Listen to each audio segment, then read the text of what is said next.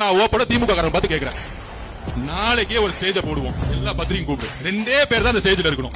எல்லா நிர்வாகிகளும் இந்த கேள்வியை பதில் சொல்லுங்க. ரமேஷ், ராஜ்மோகன் எல்லா பேட்டியிலும் சொல்லுங்க. சேலஞ்ச் வர்ற முதலமைச்சரை பார்த்து, எந்த பேப்பர் இல்லாம உன் பக்கத்துல எந்த நிர்வாகி இல்லாம தனியால ஸ்டேஜ்ல வந்து உட்கார். என் தலைவர் தனியா வருவார். 2 பேரை வச்சு பிரஸ் கான்ஃபரன்ஸ் நடத்துவோம்.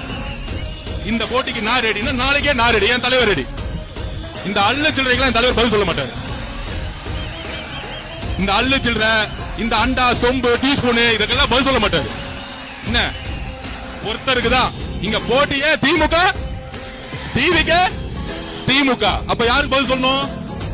உங்க முதலமைச்சருக்கு உண்மையாலே சமூக நீதியை பத்தி அறிவு இருந்தா, உங்க முதலமைச்சருக்கு பொருளாதாரத்தை பத்தி அறிவு இருந்தா, உங்க முதலமைச்சருக்கு நிர்வாகத்தை பத்தி அறிவு இருந்தா, உங்க முதலமைச்சருக்கு சாதி வாரி கணக்கிற பத்தி அறிவு இருந்தா தைரியமா பிரஸ் கான்ஃபரன்ஸ் சொல்லுங்க. எங்க தலைவர் வராரு, நீங்க வாங்க. இன்னமேட்டு பிரஸ் கான்ஃபரன்ஸ் பத்தி பேசினா மாண்புமிகு முதலமைச்சர் நீங்க வாங்க. 2 பேரை எப்படி அமெரிக்கால உட்கார்ந்து முதலமைச்சர் பிரைம் மினிஸ்டர் பிரசிடென்ட் ஆகும் 2 பேரும் உட்கார்ந்து பேசுவாங்க மக்கள் முன்னாடி. 2 பேரை பேச வைப்போம்.